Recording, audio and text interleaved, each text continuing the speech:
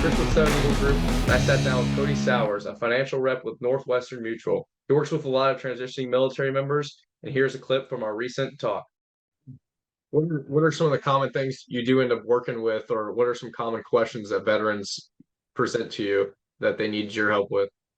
So a lot of it is, the obvious one is hey, if those that did have the TSP I've been contributing to for 16 years, 20 years, whatever it is, and if they go DoD or stay in the government sector, then they can typically just kind of roll it and keep moving it. But if they go fully civilian, then it's, hey, what do I do with this, right? Yep. So we kind of have that conversation of, well, we can move it over, we can continue managing it for you, continue contributing to it if necessary, keep growing that retirement wealth. And then some of the other things that I think go a little under the radar are on the insurance planning side of things, is where we really find a lot of value. So everyone knows, about SGLI and VGLI when you come out, but I think few people know what VGLI really looks like, from not only what you're getting, but the rates at which it increases in those 4-year incremental periods. It jumps pretty substantially in the later years, and you're really, what's the benefit, right? What are you getting out of just carrying that expensive liability for a long time? So we do a lot of the supplemental insurance planning for most of our military clientele to have something outside of either on top of VGLI or get rid of VGLI altogether. And really where we try to have those conversations before they transition is, if you are going to go for disability when you get out and things, structurally, right? Anything structural doesn't affect your ability to be insured. But there are some, as we all know, there's some things, mentally, more psychologically that you can get diagnosed with on your transition out. Those things do make it nearly impossible to receive any supplemental insurance outside of VGLI.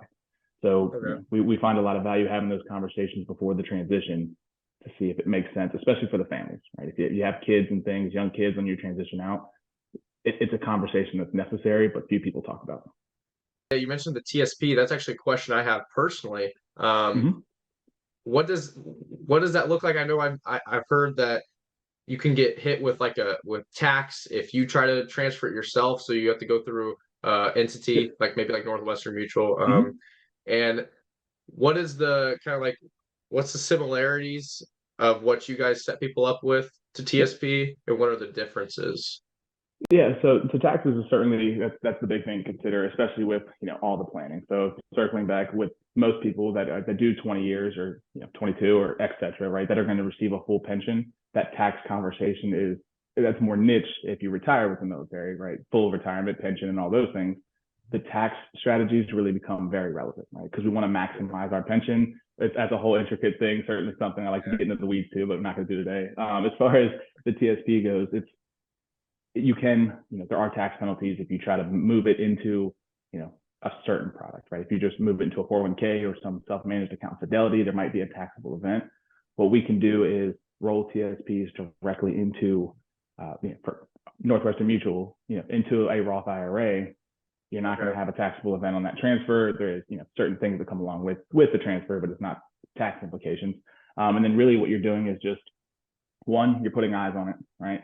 If TSP is just out there, once you get out, nobody's looking at it, just to be honest with you. It's not managed anymore. It's just sitting. It's going to stay however it's invested for the rest of time, versus rolling it over and having somebody, keeping an eye on it on a monthly basis, rebalancing, make sure that we're invested correctly.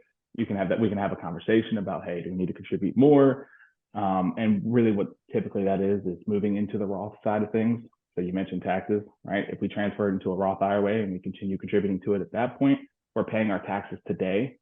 It grows tax-free. We can get it out tax-free later. So we need to do as much tax planning as early as possible to avoid them in retirement when taxes become a little more impactful. We no longer have that general income. We're just relying on retirement income or whatever that may be. The fixed income side of things, taxes have a bigger impact on. So we need to do as much planning for that early as possible.